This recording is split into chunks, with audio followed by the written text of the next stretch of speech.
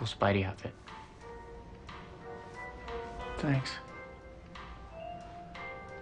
Where'd you get it? I made it.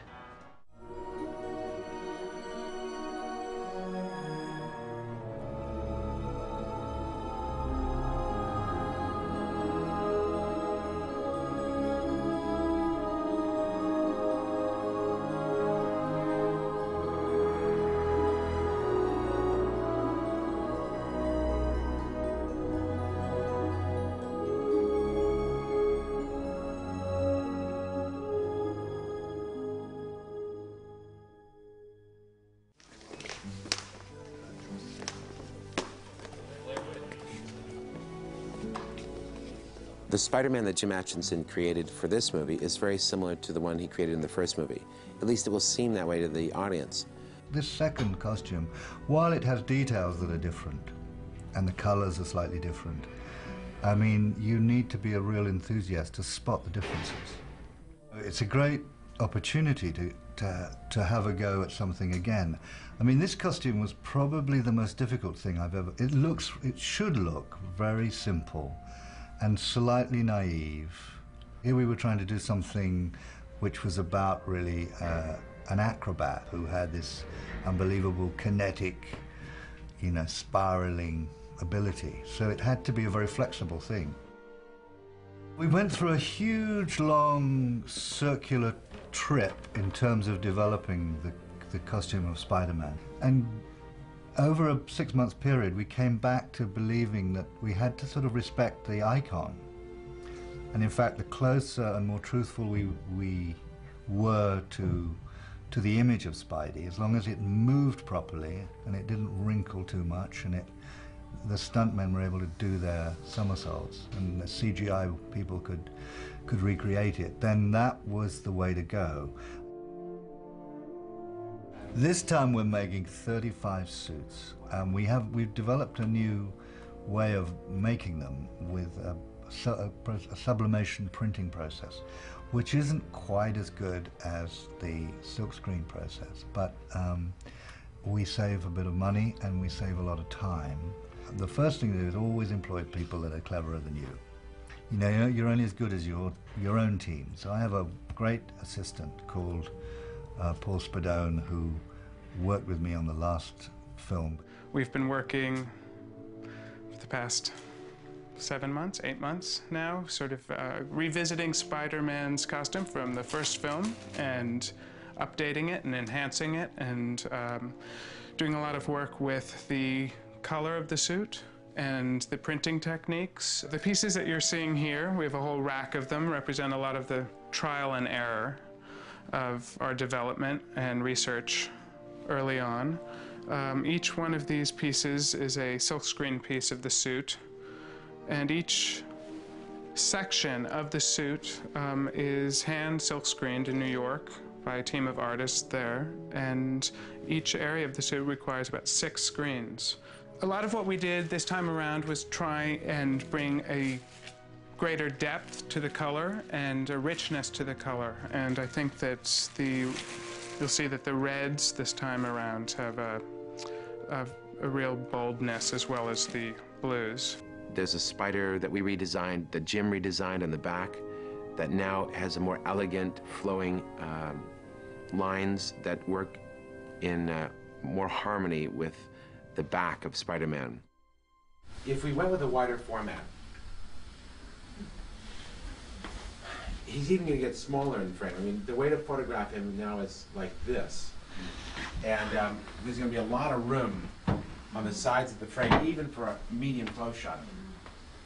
Before, you could make his image much bigger. I mean, the problem is exacerbated if we went widescreen. Right. We're not decided on that. That's the potential problem.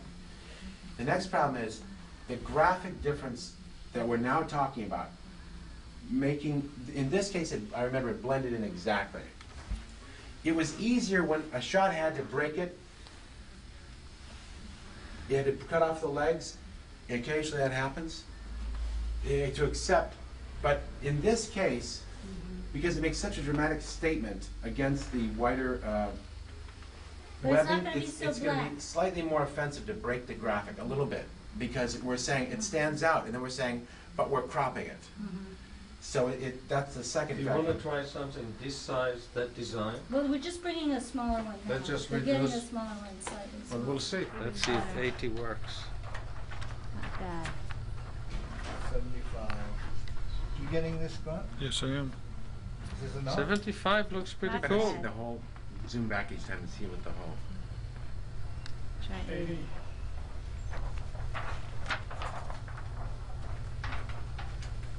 Not bad. show me his Sam, does face? that help your problem at all? Show me his Or face still with the it. same problem? That feels big enough Well, to me. I don't mind it a little bit smaller than the 100%. I will say that. That's 80. That's not That's bad. 80. This is the new Spider that we have on the front, which is a great new design. And on the back, both of them are in applied latex. This is one of the first designs that came to us here at the end of the R&D period. And from Jim's design, we produced molds which allowed us to produce a variety of urethane spiders in varying thicknesses. The favorite thickness turns out to be this scale, which is also the same scale as the surrounding webbing. The benefit of this is now that the spider is more integrated into the costume. Instead of it being a flat printed logo on the back of the costume, it's now raised and it's going to tie in a little bit better to the surrounding web. One step we've gone even better beyond this is, and again, it only exists in a mold stage right now, was to have a custom metal mold made. And we've taken the spider emblem, but we've added the bevel surface all the way around the edge. So in cross section, instead of it just being a rectangular raised piece, it's now got a bevel. It basically matches the same bevel, the same angle that's on the spider web, so it's all very congruent now. This is the web separate from the suit. And each piece of the suit comes to us or like this, and then it is glued by hand onto the fabric, laid flat, after which it is all sewn up and put together as a complete suit. The last time around, one of the big problems, challenges to figure out was what type of material to make this raised webbing out of.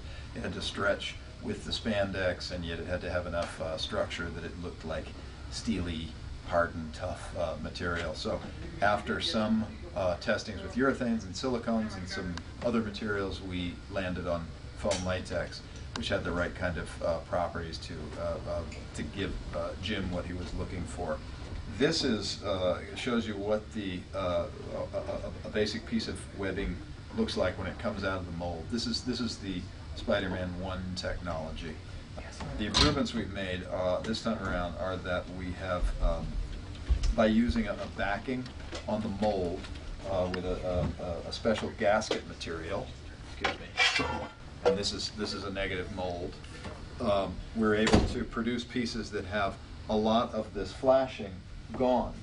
For instance, this piece here, you can see, has much less flashing on it, and that eliminates some of the trimming work. We have made subtle changes in terms of the elasticity of the muscle suit and the movement of the false jaw inside the hood of the costume. The improvements that we made, they're seemingly slight, but they're all more about performance, flexibility of the suit rather than the appearance.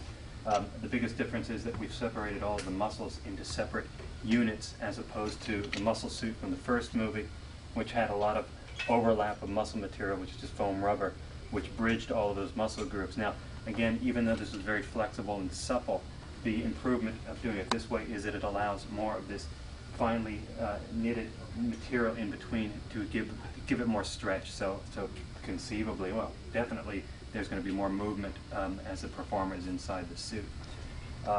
It also allows the suit to fit down a little snugger down in between the valleys, and hopefully it will give you a little more definition to the musculature. Over here we have the various incarnations of helmets. The idea was to come up, as far as the understructure of the helmet goes, we wanted to come up with a new way, a better way to lock the eye frames into the helmet, and we also wanted to add a little bit of flexibility to the jaw. So all of these were various types that were tried, and prototypes put together, Jim chose a couple from that, and we moved forward off of his selection. Underneath this, if it was not the reveal mask, would go the undershell mask. And the undershell mask goes on before the head gets pulled over to give a little structure and design to it. And changes, these were just made for a little more talking this time. There were some changes to the eyes and how the frames go in, convenience-wise and look-wise. The lenses, obviously they don't want to have the lenses on at all times. You want to make it quick and convenient to put the lenses in and out. So the lens is it's a casted urethane and a few little airbrushing things to it. And what it does is it'll go in to the suit, magnetically lock in. And obviously between that would be the fabric. Another change that was made to the suit this time around was the webbing on the glove, especially on the palm, which was not there on the first Spider-Man. It's drawn in a lot of different ways in the comics. Sometimes it's just a series of straight lines running across the hand, other times it's more of a grid, but what we chose to go with is this pattern, which comes down here and follows sort of the general natural shape of the hand. By the time we get the fabric in its printed form, to the time it's got all its bits inside and outside, it's 3 weeks. Well, it's longer than that. It's 3 to 4 weeks, a suit. There's an entire shop that